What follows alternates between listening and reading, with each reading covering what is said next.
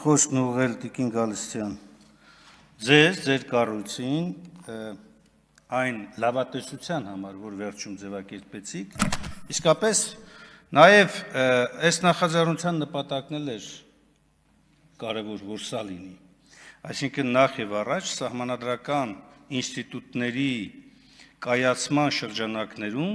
նաև այս ամբիոնից հնչեն այս կարևորագույն սահմանափակումները,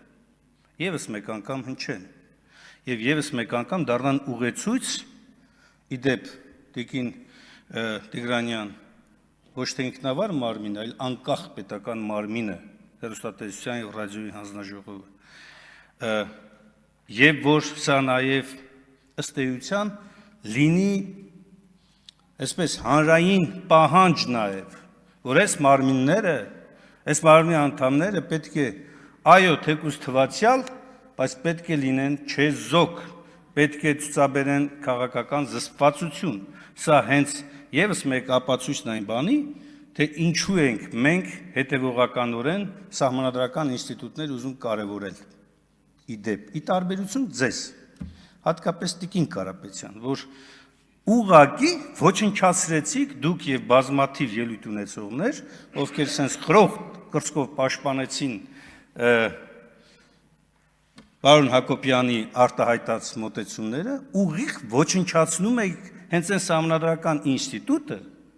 որը պարտավոր էիք պահել, պահպանել, փայփայել։ Եթե դուք ելնեիք այստեղից եւ ասեիք, այո, պարոն Հակոբյան, դուք սխալ եք թույլ տվել, չի կարելի գնահատական տալ, այնուամենայնիվ մենք, որպես քաղաքական մեծամասնություն, չենք քվեարկելու, դա կհասկացվեր, բայց դուք ելել եք այստեղ եւ հիմնավորում եք, թե ինչու պետք է սահմանադրությունը խախտի մի մարդ եւ դուք ինչպես պետք է ուղղորդելով եւ պաշտպանելով այդ խախտումը առաջ տանեք։ Ինչու՞, որովհետեւ հարց ներկայացնողը Հայ հեղափոխական դաշնակցությունն է եւ խոսքը վերաբերում է Հայ հեղափոխական դաշնակցության գաղափարախոսությանը։ Երկրորդ կարևոր ձեռքբերումը ես կարող եմ արձանագրել։ Իրականում այս դահլիճում բացահայտվեց շատ կարևոր բան, որ մի կողմից կա հստակ գաղափարախոսություն, գաղափար եւ միտք, մյուս կողմից չկա ոչինչ։ Դատարկաբանություն, կեղծ մեղադրանքներ, շինծու հայտարարություններ եւ սա է հենց հաստատում են կարևոր ձեռքբերումը, միտքը չի կարելի սպանել, գաղափարին անհնար է սպանել, գաղափարն անհնար է ոչնչացնել, եւ դուք դրանից եք սարսափել, որովհետեւ դուք իշքան խոսում եք, ոչ թե թուլացնում եք մեզ, ոչ թե թուլացնում եք դաշնակցության գաղափարախոսությունը, հակառակ ապացուցում եք այդ գաղափարախոսության ճշմարտացիությունը։ Ուրիշ բան, որ ձեզանից շատերի նպատակը ինչպես ժամանակի Նիկոլ Փաշինյանը ձևակերպում էր, որ իզմեր չկան, դա հեռավոր 2018 թվականն էր, իրականում կա ձեր մոտ իզմեր, և այդ իզմի անունը աթորիզմն է, պաշտոնիզմն է, ազդեցիզմն է, ծառայիզմն է, և բազմաթիվ իզմեր, որոնք բացարձակ կապ չունեն պետության, պետականության և ժողովրդի հետ։ Դա կապ ունի բացառապես ձեր նեղ խմբի հետ։ Եվ երբ որ դուք քննադատում եք կարգախոսը, եւ որի վերաբերյալ Գեղամը Մանուկյան շատ հստակ ներկայացրեց, սա եւս օտար է ձեր արժեհամակարգին, որովհետեւ այնտեղ իզմում չկա աթոռ։ Ոնց թե դու զոհվում ես, որ ժողովուրդն ազատ ապրի, այդ ինչ բան է, բա աթոռն ուր մնաց։ Այ դուք սրա կռիվն էիք տալիս, որտեղ չէիք տեսել աթոռը, պաշտոնը, ազդեցությունը, դու դա չէիք տեսել։ Հակառակ դեպքում որևէ բացատրություն չկա այն մեղադրանքների, որոնք ոչ միայն կեղծ են, շինծու են, որոնք ոչ միայն իրականության հետ կապ չունեն, այլ ուղղակի նշանակում է առհամարանք սեփական ժողովրդի պատմության հանդեպ։ Դաշնակցությունը ծնվել է հայ ժողովրդից։ Եվ երբ որ դուք դաշնակցությանը դուք մեղադրում եք մեր ժողովրդին։ Դա ոչ այլ ինչ է, քան պարզապես, եթե չեմ սխալվում, պարոն Ռուբինյանն էր ասում, Ստոկհոլմյան սինդրոմ։ Եվ այդ սինդրոմը անընդհատ ձեզ ուղեկցում է։ Անընդհատ։ Երրորդ կարևոր գնահատումը։ Այս քննարկումները կարծես թե եւս մեկ անգամ հաստատեց այն կարևոր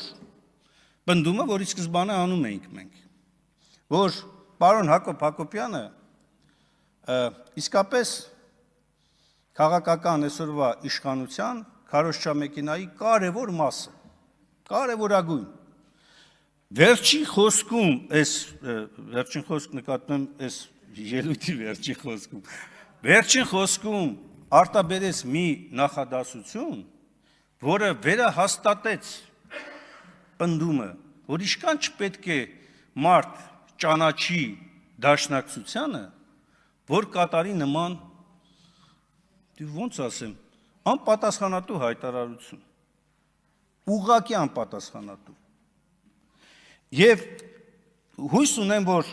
անշուշտ այս քննարկումը բերելու է նրան, որ զսպվածությունը այնուամենայնիվ անկախ պետական մարմինների անդամների մոտ կլինի վարքագծի ճշմարիտ կանոն, պահվող կանոն։ Այն վիրավորական արտահայտություններին չեմ անդրադառնում, որովհետև այնքան ցածր է նույնիսկ իջնել այդ մակարդակին ու պատասխանել, էլի։ Դու էլ երեսպաշտություն, էլ ինչ բառեր էին օգտագործում, ինչեր ասես։ Իդեպ, երբ որ ես դրես կոդ ասի, հակառակ ես ասեցի, դուք հիմա պարտադրում եք դրես կոդ հավաքի մասնակիցներին։ Ասում եք օրինակ, հոգևորականը, որ մասնակցում է, պետք է գնա, լավ է չասեցիք ինչ տիպի հագուստ հագնի, ջինս կարելի է, ասենք օրինակ, վերնաշապիկ կարելի է, ինչ գույնի է կարելի, դա էլ ասեք, պրծեք, դա էլ ասեք, ասեք, թե ինչ բամպտի գրառում ունենա մոտը, կամ ասենք, որ կարմիր բերետավորները եթե հարցակվեն, ապա ինչպես պետք է հոգևորականը պաշտպանվի, խաչով, թե առանց խաչի, ասեք, դրանք էլ ասեք, դա ձեր համար շատ կարևոր ուղեցուցային մոտեցումներ են, իսկ իրականում այս քննարկումների ամբողջ և լիարժեք բացահայտումը հետևյալն էր, որ մենք իսկապես գործ ունենք այսօր Հայաստանում մի քաղաքական իշխանության հետ, որևէ օրգանական կապ հայ ժողովրդի անցյալի,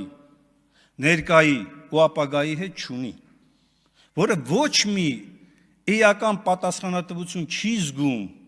այն նահատակների, շիրիմների առաջ, ովքեր կերտել են պետականությունը, ովքեր ազատագրել էին Արցախը, ովքեր կերտում էին Արցախի հանրապետությունը, ոչ մի ափսոսանքի և ոչ մի զղջումի խոսք ձեզնից չի լսվել այսքան ժամանակ, որ այդ ձեռքբերումները չկարողացանք պահել, փոխարենը ուրիշ բան լսել ենք, մեղադրել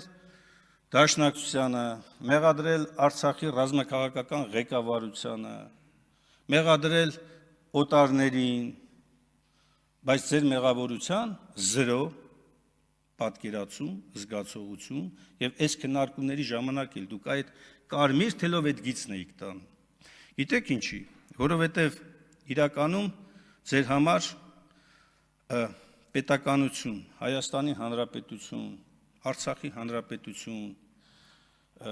բառերը ինստիտուտներ չեն, այս երևույթները ձեզ պետք են օգտագործելու համար բացառապես մի նպատակով, ինչպես արդարացնել ձեր գործողությունները, իսկ այդ գործողությունները ցավոք սրտի հետևանքների տեսակետից բացասական են գնահատվում, բացասական, Արցախի կորուստ, մարդկային հսկայական կորուստ, այսօր Բաքվի բանտերում,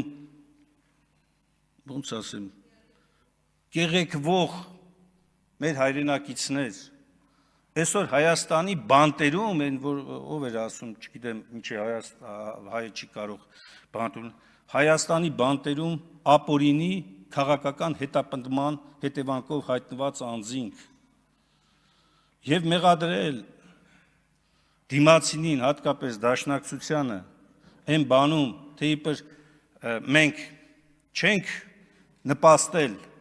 հայոց պետականության ամրացմանը, դա նույնն է, որ մեղադրեք ձեր սեփական ժողովրդին։ Դաշնակցության ծնողը ժողովուրդն է։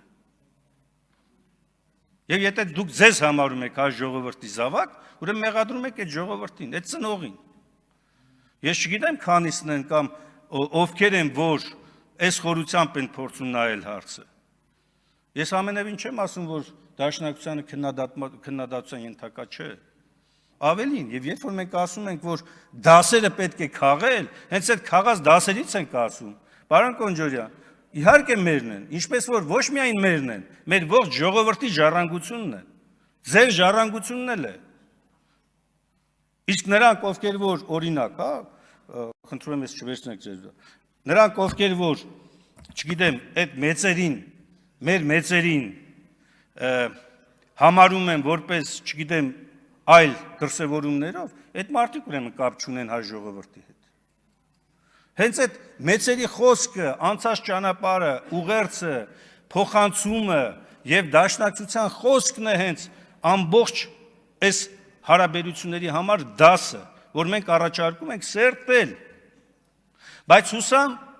դրա անհրաժեշտությունը չի լինի, ինչու, որովհետեւ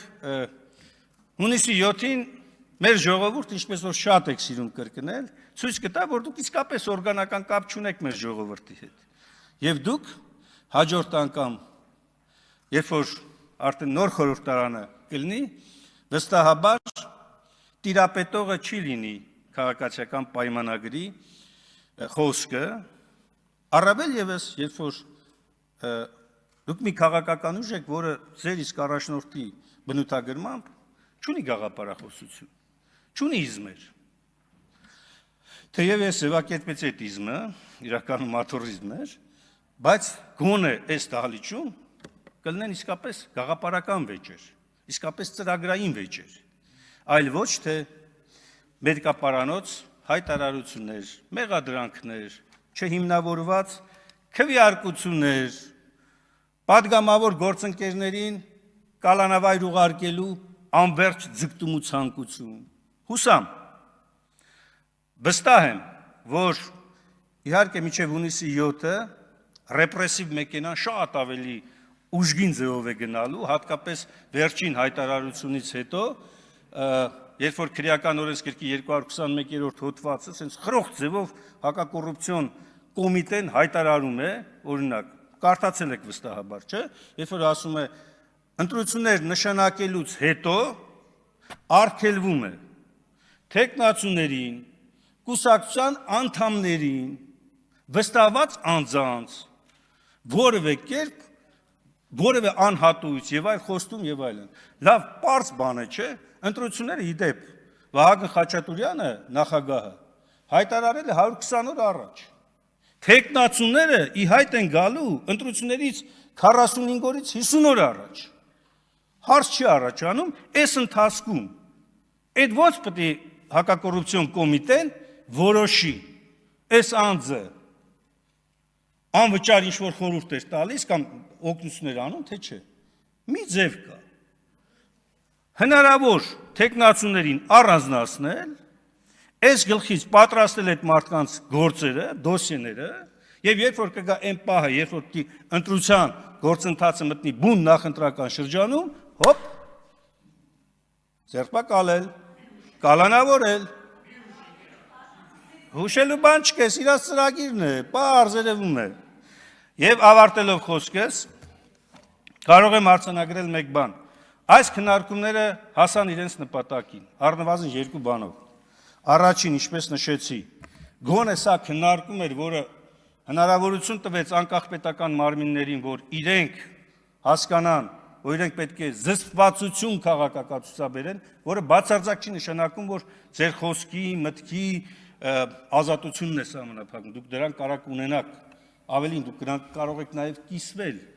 բայց ոչ այն մեթոդով ու այն ձևով, որը արգելված է։ Եվ երկրորդը,